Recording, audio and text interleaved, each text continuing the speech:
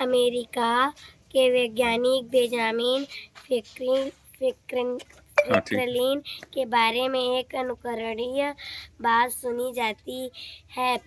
उनके पास एक गरीब विद्यार्थी मदद मांगने के लिए आया। उसे उन्होंने $20 दिए।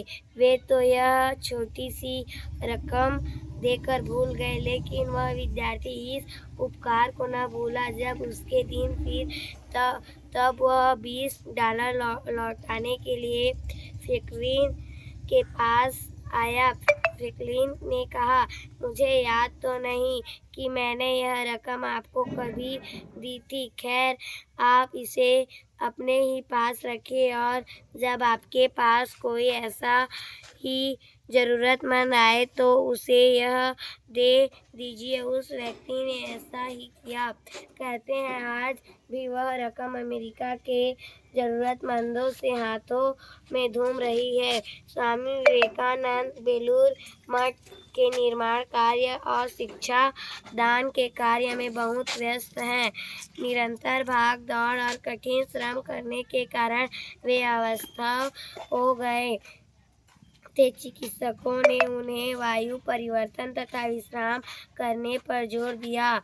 विवश होकर वे दार्जिलिंग चले गए। वहाँ उनके स्वास्थ्य में धीरे धीरे सुधार हो रहा था। तभी उन्हें समाचार मिला कि कोलकाता में प्लेग व्यापक रूप से फैल गया है। प्रतिदिन सैकड़ों लोगों की मृत्यु हो रही है। यह दुखद समाचार सुनकर क्या महाप्राण विवेकानंद रह सकते थे। वे तुरंत कोलकाता लौट आए और उसी दिन उन्होंने प्लेग रोग में आवश्यक सावधानी बरतने का जनसाधारण को उपदेश दिया। अपने साथ तमाम सन्यासियों और ब्रह्मचारियों को लेकर वे रोगियों की सेवा में जुट गए। कोलकाता में भय तथा आतंक का राज्य फैला था।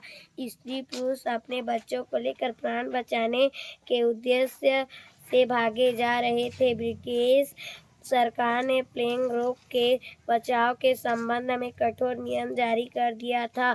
उससे लोगों में भारी असंतोष था।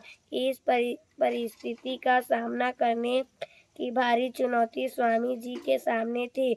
इस कार्य में कितने धन की आवश्यकता होगी और वह कहाँ से आएगा, इस बात की चिंता करते हुए किसी गुरु भाई ने स्वामी जी से प्रश्न किया, स्वामी जी, रुपए कहाँ से आएगा? स्वामी जी ने तत्काल उत्तर दिया, यदि आवश्यकता हुई तो मठ के लिए खरीदी गई जमीन बेच डालेंगे। हजारों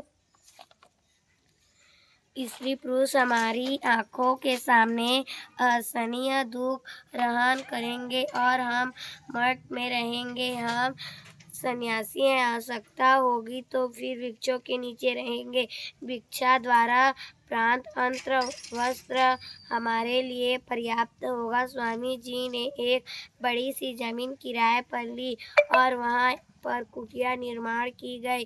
जाति व वर्ण विचार छोड़ असहाय प्लेग के मरीजों को वहाँ पर लाकर उत्साही कार्यकर्तागण सेवा कार्य में रत हुए। स्वामी जी स्वामी की स्वयं की उपस्थिति रहकर सेवा कार्य करने लगे। शहर की गंदगी साफ करने में, औषधियों का वितरण करने में, दरिद्र नारायणों की अति उत्साह से सेवा करने में सभी कार्यकर्ताएं सच्चे मन से लग गए। यत्र जीव तत्र शिव मंत्र के ऋषि विवेकानंद मृत्यु की कुछ भी परवाह न करते हुए स्वदेशियों को शिक्षा देने लगे कि इस प्रकार नर को नारायण मान सेवा करने योग्य है।